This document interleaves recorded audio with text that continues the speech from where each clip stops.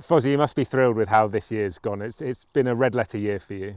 Yeah, it was great. We had a great month. Obviously, 2 horses won in Ascot, and then obviously Thesecretadversary backed it up by winning in France. It was a great month. Unbelievable stuff. If somebody said that to you at the start of the year, you'd go, yeah, right, whatever, pull the other one kind of a thing. But they're 2 lovely horses, and we always had a high opinion of the Thesecretadversary.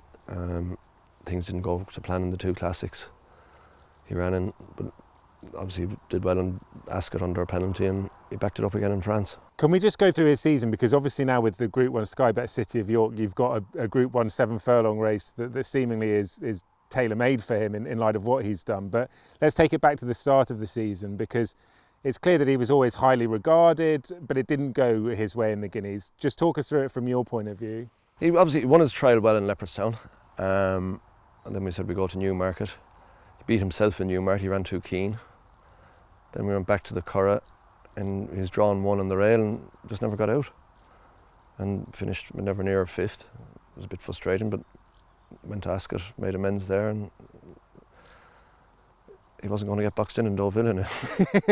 Because you made the running, but on the back of the Guineas, did you always think 7 furlongs would really suit this horse? At the start of the year we thought he had a chance of getting 1.25 miles, but he seems to be getting quicker though. I wouldn't rule out going 1 mile again with him. He's won listed race, a Group 3, 2 Group 3s and a Group 1 over 7, so the form book would tell you that's his trip. So when you went to France, you just took any problems out of it by making the running. That was a very conscious decision to do that. Yeah, we were talking to Christophe before, and he said there's going to be no pace. And I said, do you mind if I make the run? I said, no, you do whatever you want. And it worked out. And you've got him at the right time, because as we've seen last year was the first running of the City of York as a Group 1, and William and the team have really pushed for that, and it's great that it has been upgraded to a Group 1. So now you've got the right horse for a 7 furlong race in Europe. I know you won the other one last start, but to win a Group 1 at York with a horse like him, it would be great. Changes the profile of the horse again. If you can beat the older horses, won't be easy, but we'll give it a good try. Have you seen, as I mentioned, we've known he's talented. We've seen that from very early on in this season. But have you seen, in line with his form and sort of winning Group 1s, his improvement at home as well? Have you seen him progress through the year? He's been running quite regularly, so we haven't really gone looking too much at home. Yeah. So, but he seems in good order, and we just keep taking him along there, and hopefully he'll be in good shape when he gets to York. He's got very noticeable markings on his face. What's he like as an individual at home? Listen, he's a quiet horse, really. You definitely pick him out of a crowd. Don't think he's a horse that has suited Barney Curley, but